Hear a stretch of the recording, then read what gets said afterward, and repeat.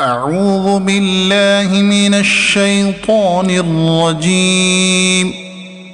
بسم الله الرحمن الرحيم.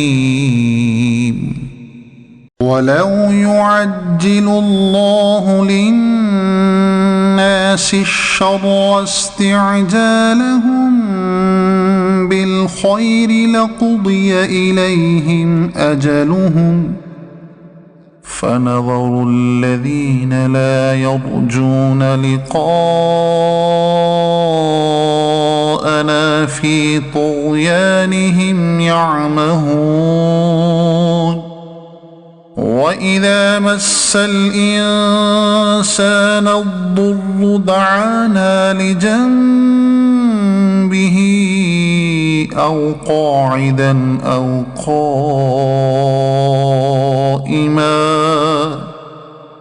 فلما كشفنا عنه ضره مر كأن لم يدعنا إلى ضر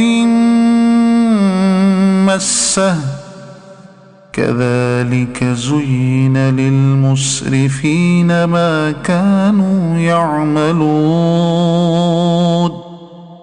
ولقد أهلكنا القرون من قبلكم لما ظلموا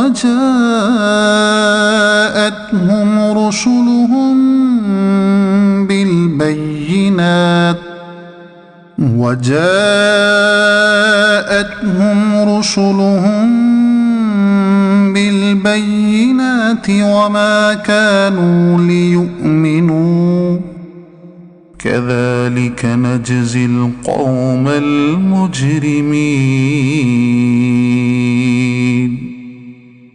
ثم جعلناكم خلائف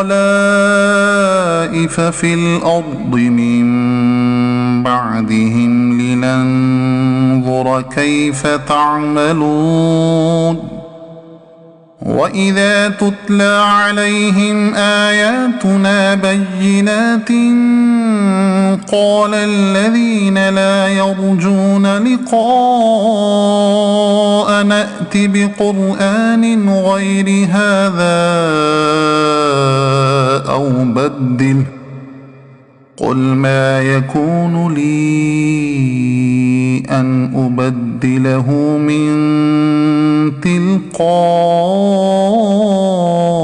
نفسي إن أتبع إلا ما يوحى إلي إني أخاف إن عصيت ربي عذاب يوم عظيم. قل لو شاء الله ما تلوته عليكم ولا أدراكم به فقد لبثت فيكم عمرا من قبله أفلا تعقلون. فمن أظلم ممن افترى على الله كذبا أو كذب بآياته إنه لا يفلح المجرمون. ويعبدون من دون الله ما لا يضرهم ولا ينفعهم ويقولون هؤلاء شفعاؤنا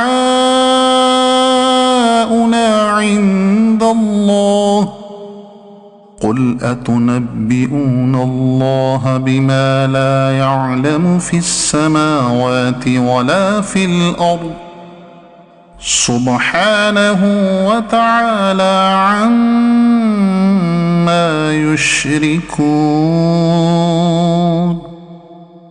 وما كان الناس إلا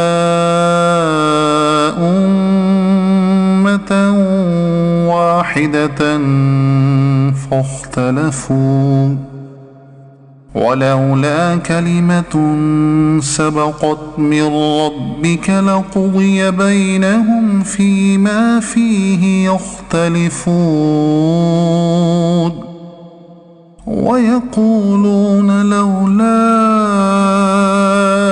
أنزل عليه آية من ربه فقل إنما الغيب لله فانتظروا إني معكم من المنتظرين.